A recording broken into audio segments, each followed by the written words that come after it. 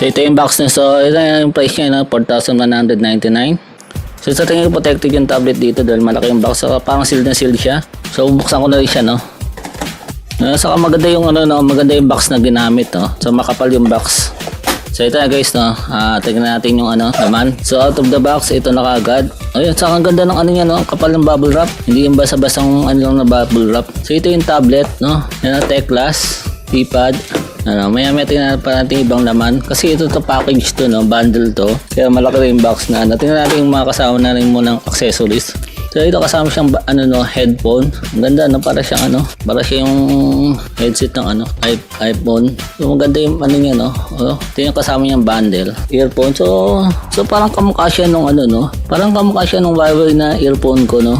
So ito yung Huawei na earphone ko, no. So medyo Huawei siya. Sana maganda yung quality nito. Naka-bundle na earphone ng Teclast is sana maganda yung niya. Maganda yung sound quality niya sana. Kasi tingnan mo maganda naman yung niya. Tapos meron siya dito parang volume Ayan, so meron siya dito meron siyang up and down, plus saka minus sign na pang ng volume. Tapos yung gitna siguro baka pwede ito may control siya dito, no. May pang control. So ito yung spring ng ito yung spring ng case, no. So mukhang okay naman. Okay naman yung So mamaya tingnan natin kung kasya yung kung kasya yung tablet dito. Tapos meron pa siyang ayun, meron pa siyang kasamang pen. May kasama siyang pen. Ito yung pang so mamaya ito, hindi ko alam kung pwede siyang pang drawing, no. So meron siyang included na So tingnan natin mamaya kung maganda yung quality nitong pen na to. So baka sa review na to, pero ngayon ang gagawin ko lang dito is unboxing, saka lang nung siguro first impression, tapos gagawa tayo ng separate na full review. So ilan yung kasama niya, no? So meron siyang ayun na, pero maganda yung niya talaga, no. Maganda yung niya, so protected. Maganda yung pagkaka-seller na protected yung niya. Maganda yung makapal yung box, makapal yung ginamit na box, tapos may makapal, hindi yung basta-bastang bubble wrap yung ginamit, yung makapal na klase, no, magandang klase. So ito na yung tablet, no, yung pinakikita natin, no. So ito lang siya, no. So simpleng box lang siya, no, white, tapos may mga tataklan Teclast, tapos may T-pad na nakalagay. Ayan, Teclast. So may nakalagay ditong specs. Ayan, Li-Polymer model, tapos 15.2 watts, voltage 3.8, 4,000 mAh yung battery niya, no. So ito yung niya is version P80x, no, 32 gig. So simple lang yung box niya. So open na natin. So yung box niya walang walang seal, no. So madali lang ma-open, tataas lang. So may din siya na maganda, may foam. Tapos ito na yung ito yung pang screen protector niya ng talagang Teclast. So may kasama na talagang screen protector to. Ito na yung talagang kasama sa box. Tapos ito yung tablet. So mamaya tingnan din natin to. Ayan muna natin. Tapos tingnan naman natin yung ibang laman sa box. Tapos may warranty card. Ang kapal ng niya, no. Tapos Chinese. Pero may English naman pala. So ang kapal lang. So ewan ko lang kung ilang language to. So medyo makapal, no. Ito yung user manual niya. Tapos ito naka-UP. Warranty card. Siguro warranty card nga. So yun lang. Tapos ito yata yung charger niya. Ayan, so ayun nga, ang niya is, tingnan natin yung yung cable niya is, so yun, maganda, no. So USB-C, so USB Type-C, so sa halagang 4,000, no. USB Type-C yung niya, tablet. Yung cord niya is USB Type-C na siya, USB Type-C. So lang siya, fast charger lang siguro siya is, parang hindi siya fast charger, no. 5 volt 2.5. So ito lang yung charger niya, no. So simple lang. So ito yung charger niya, simple lang, no. White, tapos USB Type-C na siya. Tingnan natin tong tablet.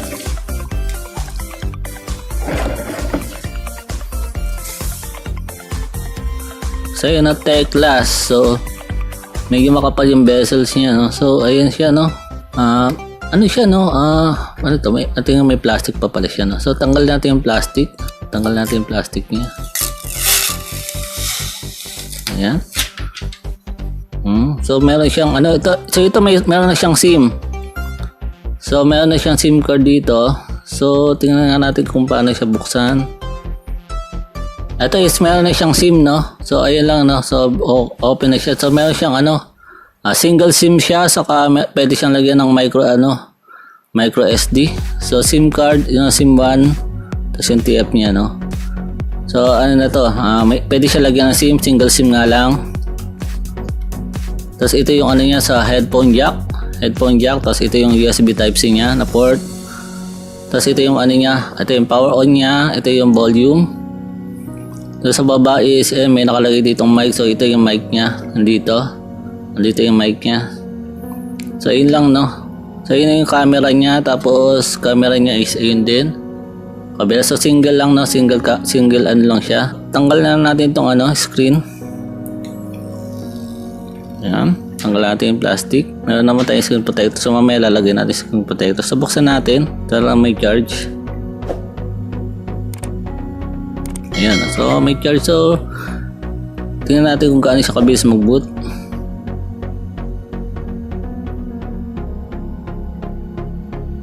Ang Teclast, so maganda yung niya, no? Maganda yung niya, no?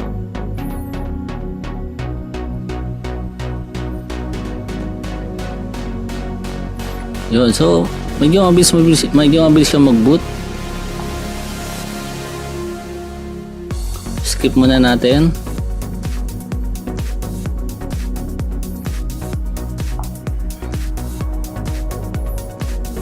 Yan, so medyo mabilis yung niya, no, setup, hindi yung katulad yung sa na-experience sa Cherry Mobile, nabot ako ng ilang minuto, alas 10 minutes nag-check pa ng ito. Okay yung niya. So wait lang, kaya lang muna, nasa setup ko lang din magsa-settle lang din ng Gmail dito, no. So ayun, medyo maganda yung maganda experience ko dito, no, mabilis siya. So mabilis yung pag-setup niya doon, no. So maganda yun. So compare din sa Cherry Mobile, no, ito maganda yung niya, no. So smooth siya, yung UI niya is mas smooth. So maganda din yung niya, no, wala siyang masyadong bloatware, no. So alis stock lang din siya. Tapos meron lang siya dito ang YouTube, saka YouTube YT Music, no. So maganda yung niya, no. Ako hindi ko lang alam kung masyad may kita sir, pero nagaganda na sa screen niya, no. Maganda yung screen niya. Bukod sa tablet lang is medyo makapal yung bezels niya, no? So naman to, normal naman tablet to. So 8-inch to.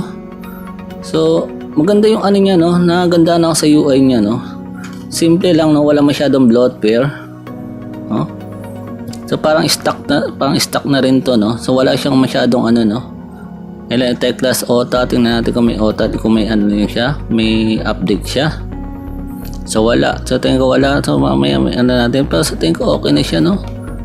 So mabilis siya. Ayun siya, no, mabilis. Yan natin,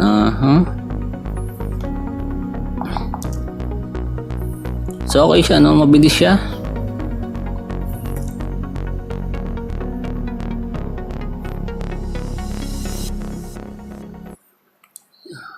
Ayun, no, maganda naman siya, no, mabilis. So medyo mabilis naman yung pag-load niya. Scroll niya is okay naman. So mabilis, no.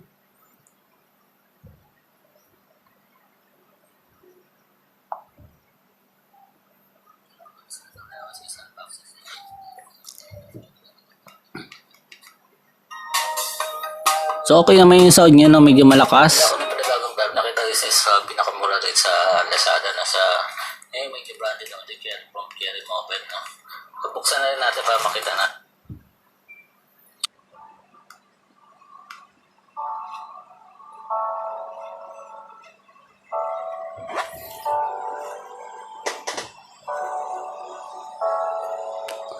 So audio niya, so mayroon lang siya ditong isang speaker.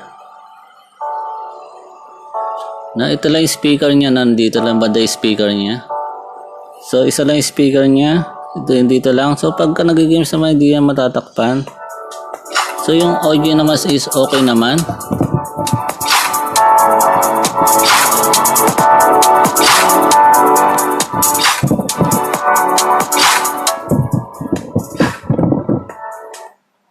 So okay siya, no, mabilis naman siya. Medyo ano siya, no? Plastic siya yung likod niya, pero solid yung ano niya, no? Solid siya, hindi siya yung katulad na ano, yung katulad sa ano. Solid siya. At tingnan pala natin yung settings niya, kung ano yung mga ano niya dito. Ano sa mga settings niya is siya.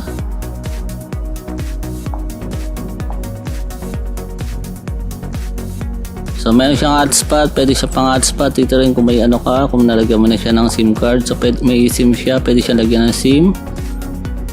O kung may Bluetooth, apps, notification, battery.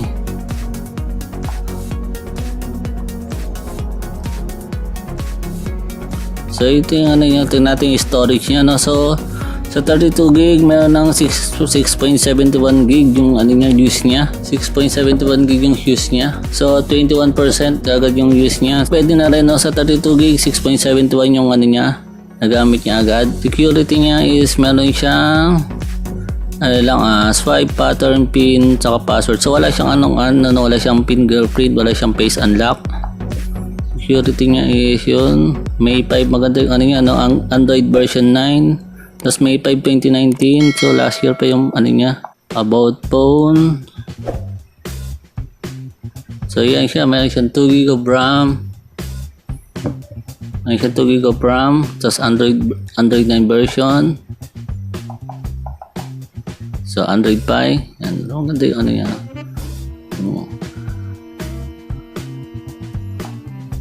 So okay. So yung camera niya is medyo mabagal, no? So tingnan, hindi masyadong maganda yung camera niya. Yan natin ang ilaw. Ayan. So yung camera niya. So yung camera niya is hindi talaga kagandahan, no? Pero mas maganda yung camera niya kasi dun sa Cherry Mobile sa kanya sa isang ano, yung sa Samsonic. So mas maganda yung camera niya. So medyo yung ano niya, no? So yung camera niya is medyo malabo, no? So hindi ganun kaganda yung camera niya. So parang lang downside is hindi maganda yung camera, malabo. Medyo malabo yung camera niya. Pero siguro kung pang ano lang is pwede na rin. Yun nga lang is medyo malabo lang. Medyo malabo yung camera niya. So hindi siya pwede magandang pang picture. So ito kahit medyo nakatapat na yung ano is medyo hindi ano, no? Nakatapat na yung parang light ko dun sa ano is hindi. Saka yung pati sa camera niya is wala masyadong settings, no? So meron siyang HDR, kaya lang parang ano, no, kulang, no? Hindi ganun kaganda yung ano niya. So meron siyang lang limited lang yung ano ng ano niya, no? So meron lang siyang timer, meron siyang ano. So yun lang, no? Wala siyang mga pang ano software na ano. So ewan ko lang kung pwede kung lagyan natin siya ng mga third party apps na. So yung default camera niya is hindi ganun kaganda. Yung typing niya naman is mukhang okay naman, responsive naman.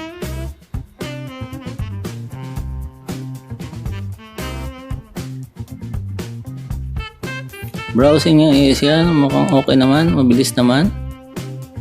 So tingnan nga pala natin kung kasya sa kanya yung ano, yung naka-bundle na ano, na case. Kasi ano to, no, parang generic to. Hindi ko alam kung ito talaga yung ano niya, pero sa tingin ko pang ano na rin to. Pero sa tingin ko parang tama rin sa kanya to. Yan natin nga. So ayun naman, no, okay naman. So okay naman, no. So ayun yung ano, no. Ito yung naka-bundle na case. Kailan paano ano nito? Pag ganyan siya. Okay. So ganyan yung ano niya. And so meron siya dito parang ano pa sa likod. No? So parang dito mo siguro isasabit yan. So, parang nakaganon siya. So ganyan siya. So pwede na naka ano niya. Ganyan siya, naka-stand siya. So tingnan natin yung ano niya. So yun, may kasama siyang pen.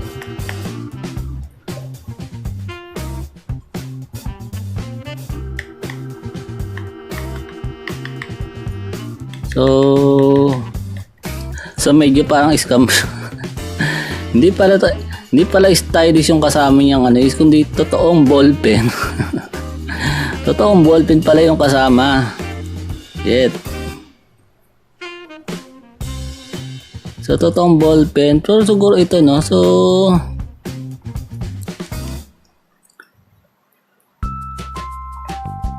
totoong ano siya no, totoong ballpen, yung kasama niya is totoong ballpen. Siguro yung pang so pero yung likod dito is pwedeng gamitin pang ano, kahit tatakaw si subang pang ano is ayaw. Yung pala is totoong ballpen. Totoong ballpen pala. So parang pinaka ano lang yung ito lang, yung parang sa likod. So yun na, pwede magamit, kaya lang gagamitin mo ba ba yung ganito na ano, masyadong ano, mas okay pa gamitin mo yung kaya ano niya, so medyo hindi ano yung ano niya, yung kasama ano niya, hindi pala stylish yung parang pinakakasama niya, totoong ballpen pala yung kasama niya. So ito lang din, so basically ano siya, medyo useless yung ano, kasamang pen niya. So kung mabibili kayo ng bundle, so mas maganda hindi mo na yung kasamang pen na ano. So parang plus 100 lang yata yung ano, bundle na yun. Pero yung ano niya, yung case niya is okay naman. Saktong-sakto pati yung butas yan sa may ano, speaker is ayun, nakasakto yung ano. So sa tingin ko pang ano na rin talaga to. Pang para sa kanya, pang tablet niya na rin talaga to, Teclast na ano. Yung camera hindi masyadong sakto. Ayun. So sakto lang pala yung sa camera niya. So kailangan lang natin i-ano ng konti. Ano? May giskami yung sa pen niya. Ang pinaka-downside lang na nakikita ko ngayon sa ngayon is yung sa camera niya. Especially sa camera nitong Cherry Mobile, saka yung sa isang Samsung na kids tablet. Mas okay yung camera niya. Although medyo may kalabuan pa rin, pero mas okay yung camera niya. So kaya kung may mga ano kayo, is comment na kayo below, no. So next time yung ano natin, no. So after siguro mga ilang weeks, so testing ko mabuti ito. So comment below kayo kung may mga apps kayong gusto nating i-test. Kunyari pwedeng Zoom, pwedeng sa Facebook Messenger, o kaya kung anong mga apps, siguro Word, o kaya kung anong games, kung sa tingin nyo pwedeng yung gagamitin sa online school. Kung sa tingin ko okay itong sa pang online school magamit to.